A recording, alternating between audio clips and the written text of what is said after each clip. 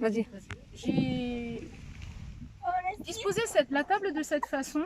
Ici, nous partons en fait d'une table, on va dire, assez plutôt paysanne, paysan aisé. Et plus on va par ici, et plus on va aller vers une table plus riche, plus seigneuriale, je dirais. Et en même temps, cette table, elle représente un petit peu une sorte d'ascenseur social. C'est-à-dire qu'on va partir du paysan qui est proche de la terre, qui va consommer plutôt les produits de son jardin, essentiellement bien sûr des céréales qui sont la base de l'alimentation, aussi bien pour les paysans que pour les seigneurs, qui va aromatiser ses plats avec des herbes type laurier, des choses comme ça.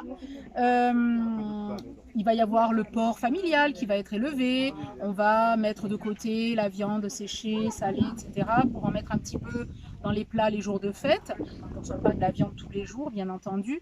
Et donc cet ascenseur social va partir de la terre et du paysan pour aller vers le Seigneur et en s'élevant à la fois dans l'échelle sociale, mais aussi vers le ciel.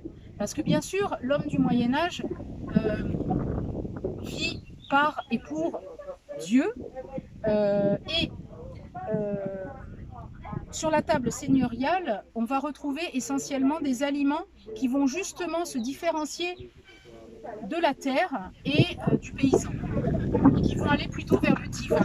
C'est-à-dire que par exemple, pour les fruits, on va privilégier les fruits qui vont pousser sur des arbres et qui ne vont pas pousser sur le sol. Parce que ce qui pousse sur le sol se rapproche de l'animal, de l'animalité. Et ce qui pousse sur un arbre, comme par exemple des cerises, des poires, va se rapprocher de Dieu, en s'éloignant de la terre.